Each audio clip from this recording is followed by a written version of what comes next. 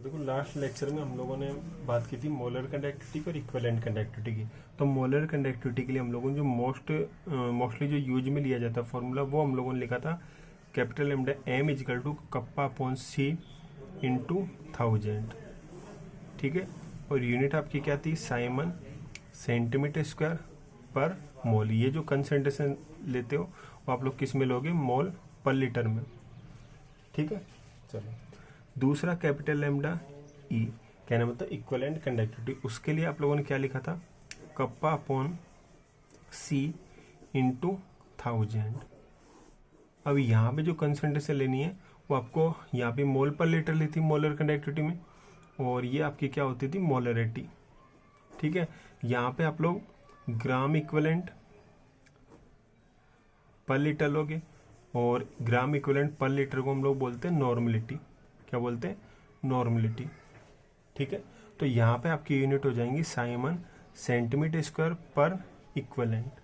ठीक है, तो ये आपके 2 फॉर्मूले होंगे। इनसे रिलेटेड आपके यहाँ पे क्या होंगे? न्यूमेरिकल्स होंगे, और न्यूमेरिकल सिंपल से होंगे। मोलर कंडक्टिविटी आपसे पूछी जाएगी, कप्पा दी जाएगी, सी दी जाएगी। ठीक है, तो और आपको मोलर कंडक्टिविटी कैलकुलेट करनी होगी। कैसे क्वेश्चंस होंगे वो हम लोग बात कर लेते हैं। जैसे फॉर एग्जांपल कोई क्वेश्चन है जिसमें आपको कप्पा की वैल्यू दे दी गई 0.01 साइमन सेंटीमीटर स्क्वायर पर मोल। ये आपको कप्पा की वैल्यू दे दी गई। कंसंट्रेशन की बात कर लें, कंसंट्रेशन कितनी है? तो फॉर एग्जांपल 0.1 आपको मोलर कंसंट्रेशन दे दी जाती है। क्लियर है? अब आपको कैपिटल लैम्डा एम की वैल्यू कैलकुलेट करनी है। किसकी वैल्यू कैलकुलेट करनी है? कैपिटल लैम्डा एम की वैल्यू। तो कैसे करेंगे? Capital lambda M equal to kappa upon C into 1000। तो कप्पा की वैल्यू कितनी है? कप्पा की वैल्यू यहाँ पे कितनी दी गई है? 0.01 डिवाइडेड बाय सी कितनी है?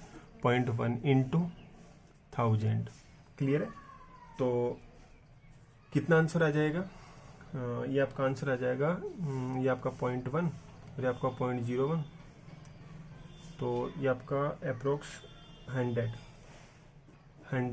के आसपास आंसर आ जाएगा, क्योंकि ये आप लोग 0.1 को 10 लिख दोगे तो ये पॉइंट हट जाएगा। इसके लिए आप लोग 100 लिख दोगे।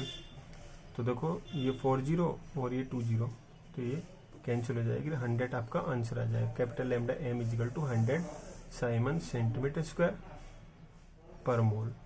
ठीक है, इसी टाइप से इक्विवेलेंट कंडक्टिविटी निकालनी हो तो कंसंट्रेशन मोलरिटी की जगह किस में दी जाएगी? इक्विवेलेंट में। जैसे वही आपको इसकी इक्विवेलेंट कंडक्टिविटी निकालनी हो तो कप्पा आपका 0.01, और अब की बार मोलरिटी की जगह क्या दी गई है आपको? नॉर्मलिटी। तो क्या करोगे? 0.01 डिवाइडेड बाय 0.1 इंटू 1000। तो यहाँ पे भी क्या आ जाएगा? 100 साइमन सेंटीमीटर स्क्वायर, और ये आपका पर इक्विवेलेंट, ये आपका आ जाएगा। क्लियर है? आपको ये भी पता है कि मोलर कंडक्टिविटी को डायरेक्ट हम लोग इक्विवेलेंट कंडक्टिविटी में कन्वर्ट कर सकते हैं। कैसे करेंगे? फॉर्मूला मैंने आपको बताया था, molar conductivity equal to N factor into equivalent conductivity. तो एन फैक्टर, जैसे KCl की बात करें तो KCl में K प्लस Cl माइनस दोनों का चार्ज 1 है, तो एन फैक्टर 1 हो जाएगा। जैसे MgCl2 की बात करें तो Mg का चार्ज +2, Cl का -1 है, 2 का कितना होता है? -2। तो यहाँ पे एन फैक्टर कितना हो जाएगा? 2 हो जाएगा। जैसे आपका Al2SO4 होल 3 है। ठीक है, तो यहाँ पे चार्ज Al का +3 होता है, 6 के लिए कितना होगा? +6, और ये आपका -2 होता है 6 के लिए, -6। तो यहाँ पे एन फैक्टर कितना हो जाएगा? 6 हो जाएगा। क्लियर है? तो इस टाइप से आप लोग मोलर कंडक्टिविटी को डायरेक्ट इक्विवेलेंट कंडक्टिविटी से, या फिर इक्विवेलेंट कंडक्टिविटी को डायरेक्ट मोलर कंडक्टिविटी से भी कैलकुलेट कर सकते हो। ठीक है, चलो अब कुछ न्यूमेरिकल्स देखते हैं। अब देखो यहाँ पे एक तो डायरेक्ट मैंने आपको बता दिया कि मोलर कंडक्टिविटी या इक्विवेलेंट कंडक्टिविटी जब भी निकालनी हो तो ये आप लोग फॉर्मूला यूज में लोगे, ये बताया आपको। अब कई बार ये होगा कि आपको कप्पा की वैल्यू डायरेक्ट नहीं दी जाएगी। कई बार के मोस्टली यही होगा कि आपको कप्पा की वैल्यू डायरेक्ट नहीं दी जाएगी। ठीक है, इनडायरेक्टली आपको आर की वैल्यू दे दी जाएगी, एल ए ये वैल्यू दी जाएंगी, और आपसे फिर कैपिटल लैम्डा एम की वैल्यू पूछी जाएगी। क्लियर है? तो उस कंडीशन में कैसे करेंगे? तो कंसंट्रेशन तो आपको दी जाएगी, ये तो आपको दी जाएगी। कप्पा आपको डायरेक्ट नहीं दिया जाएगा। कप्पा का फॉर्मूला आपको पता ही है, kappa is equal to C L by A. C क्या है? कंडक्टेंस, एल लेंथ और ए एरिया। तो सबसे पहले तो हम लोग कप्पा की वैल्यू कैलकुलेट करेंगे। कंडक्टेंस दी जाती है तो वो लिख लेंगे, कंडक्टेंस नहीं दी जाती है तो रेजिस्टेंस दिया जाएगा। अगर आपको पता है सी इजकल टू 1/r, रेसिप्रोकल जो होगा रेजिस्टेंस का वो कंडक्टेंस होता है, तो सी की जगह 1/r लिख देंगे। एल आपको दिया जाएगा, ए आपको दिया जाएगा, तो कप्पा निकाल लेंगे, उस कप्पा की वैल्यू को यहाँ पे पुट कर देंगे तो आपका आंसर आ जाएगा। ठीक है, आपके एनसीईआरटी एग्जाम्पल है उनकी हम लोग बात कर लेते हैं। तो देखो आपके एक एनसीईआरटी में क्वेश्चन है केसीएल का, कि केसीएल की कंसंट्रेशन दी गई है 0.1 मोलर केसीएल। ठीक है, और इसका रेजिस्टेंस आपको दिया गया है यहाँ पे 100 ओम। 0.1 मोलर केसीएल सॉल्यूशन है, इसका रेजिस्टेंस आपको क्या दिया गया है? 100 ओम। और दूसरा सॉल्यूशन लिया वो कितना है? 0.2 मोलर केसीएल। कितना है? 0.2 मोलर केसीएल, और इसका रेजिस्टेंस आपको दे दिया गया 500 ओम। कितना दिया गया? 500 ओम। अब आपसे कंडक्टिविटी पूछ रहा है, क्या पूछ रहा है? कंडक्टिविटी। और इसके अलावा मोलर कंडक्टिविटी आपसे पूछ रहा है, कंडक्टिविटी पूछ रहा है, मोलर कंडक्टिविटी पूछ रहा है। ठीक है, और ये जो सेल है इसके लिए कंडक्ट 0.1 मोलरिटी का केसीएल का, उसके लिए कंडक्टिविटी की वैल्यू आपको दी गई है 1.29 साइमन पर मीटर। क्लियर है? तो ये वैल्यूज आपको यहाँ पे दी गई हैं। तो अब करते हैं इनको सॉल्व। तो देखो कैसे करेंगे वो देख लेते हैं। तो कप्पा की वैल्यू आपको निकालनी है 0.2 मोलरिटी के सॉल्यूशन के लिए, और कैपिटल लैम्डा एम की वैल्यू निकालनी है। क्लियर है? अब इसके लिए आपको दूसरा सॉल्यूशन दिया गया 0.1 मोलरिटी का, जिसके लिए आर की वैल्यू दी गई है और कप्पा की वैल्यू दी गई है। अब देखो यहाँ पे आपको कप्पा निकालना होगा, तो कप्पा इजकल टू क्या लिखोगे? सी कंडक्टेंस तो है ही नहीं, रेजिस्टेंस है, तो 1/r लिख देता हूँ मैं, इंटू L/A। और L/A को आपको पता है क्या कहते हैं? जी स्टार। जी स्टार क्या होता है? Cell constant. जी स्टार क्या होता है? Cell constant. ठीक है, तो 1/r इंटू जी L/A जी स्टार। तो मैं इस फॉर्मूले को ये भी लिख सकता हूँ 1/r इंटू जी स्टार। क्लियर है? तो कप्पा यदि आपको निकालना है तो आर तो आपको दिया गया है, और जी स्टार यदि आपके पास हो, सेल कांस्टेंट यदि आपके पास हो, तो आप लोग कर सकते हो। अब इधर देखते हैं, यहाँ पे आपको आर की वैल्यू दी गई है और कप्पा की वैल्यू दी गई है। आर आपको दिया गया है, कप्पा दिया गया है, तो इस कंसंट्रेशन के लिए जी स्टार की वैल्यू कैलकुलेट कर सकते हैं। और आपको ये भी पता है जी स्टार सेल कांस्टेंट फिक्स होता है, एक ही सेल है, कंसंट्रेशन चेंज कर देंगे तो उस पर कोई फर्क नहीं पड़ेगा। सेल है, उसकी लेंथ और एरिया कैसा होगा? फिक्स होगा। क्लियर है? तो उस कंडीशन में जी स्टार इस सेल के लिए, इस सेल के लिए, दोनों ही कंडीशन में अलग अलग कंसंट्रेशन आप लोगों ने ली है सेम सेल में, तो जी स्टार की वैल्यू भी कैसी होगी? सेम ही होगी। क्लियर है? तो सबसे पहले इसके थ्रू हम लोग जी स्टार निकाल लेते हैं। तो G star is equal to kappa into R. ठीक है, तो कप्पा की वैल्यू कितनी है? 1.29 साइमन पर मीटर, और आर की वैल्यू 100 ओम। 100 ओम को आप लोग क्या लिख सकते हो? पर साइमन भी लिख सकते हो। साइमन से साइमन कैंसिल हो जाएगा, और ये आपका 129 पर मीटर, 129 पर मीटर, ये आपके पास जी स्टार की वैल्यू आ जाएगी। जी स्टार की वैल्यू कितनी आ जाएगी? 129 पर मीटर। क्लियर है? 1.29 साइमन पर मीटर इंटू 1000 पर वो ओम था, ओम को मैं पर साइमन भी लिख सकता हूँ, तो साइमन से साइमन कैंसिल हो जाएगा और ये आपका पर मीटर आ जाएगी। क्लियर है? तो ये तो आ गई आपकी जी स्टार की वैल्यू। ठीक है, आगे हम लोग अब करते हैं, अब कप्पा निकाल लेते हैं। तो कप्पा इजगल टू क्या लिखोगे? 1/r इंटू जी स्टार। तो 0.2 मोलिटी वाले सॉल्यूशन के लिए आर की वैल्यू कितनी दी गई थी? 500 ओम।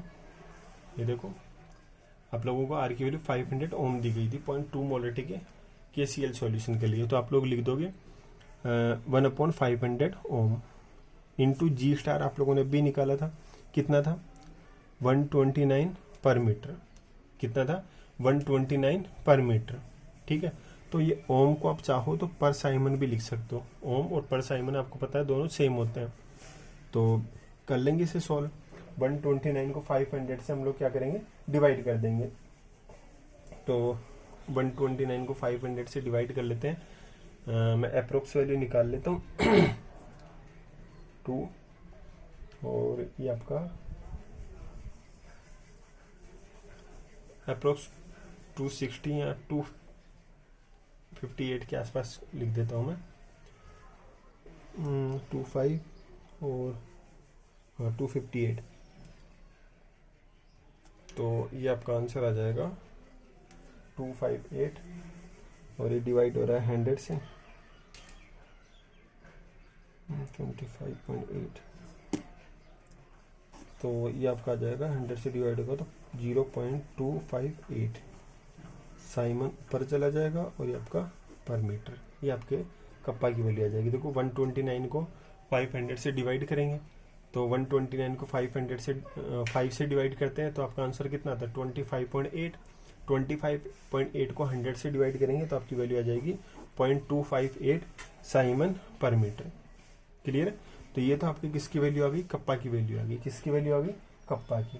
ठीक है, अब देखो अब कैपिटल लैम्डा एम कहने मतलब मोलर कंडक्टिविटी आपको निकालनी है, वो भी निकाल सकते हो। कैसे निकालोगे, कप्पा अपॉन सी। अब देखो यहाँ पे कप्पा की वैल्यू पर मीटर में है तो क्या लिखोगे 1/1000 Simon metre square per mole. ठीक है, तो कप्पा की वैल्यू 0.258 और कंसंट्रेशन आपकी 0.2 दी गई है 1/1000। तो इसे सॉल्व कर लेंगे हम लोग। ठीक है, तो इसे सॉल्व करते हैं तो देखो ये आपका आंसर आ जाता है 1, 2 और 9। तो 1, 2, 9 आपका आंसर आ गया। डिवाइड कर दिया आप लोगों ने 1000 से तो आपका आंसर आ जाएगा 0.129। कितना आ जाएगा 0.129 साइमन मीटर स्क्वायर पर मोल। ये आपकी मोलर कंडक्टिविटी आ जाएगी। क्लियर है? तो इस टाइप से आपको कैलकुलेट करना होगा। तो इस टाइप से आप लोग कप्पा की वैल्यू निकाल लोगे, कैपिटल लैम्डा मोलर कंडक्टिविटी की वैल्यू निकाल लोगे। और एक एनसीईआरटी का क्वेश्चन है वो भी हम लोग देख लेते हैं। आपको दिया गया the electric resistance of column of 0.05 molar NaOH। Second जो क्वेश्चन है उसमें NaOH आपको दिया गया है, इसकी कंसंट्रेशन दी गई है 0.05 मोलर। ठीक है, डायमीटर आपको दिया गया है, ये जो सेल है उसका डायमीटर आपको दिया गया 1 सेंटीमीटर। डायमीटर कितना दिया गया 1 सेंटीमीटर। और जो लेंथ है वो आपको दी गई है 50 सेंटीमीटर। लेंथ कितनी दी गई है 50 सेंटीमीटर। और यहाँ पे आपको रेजिस्टेंस भी आपको दिया गया है।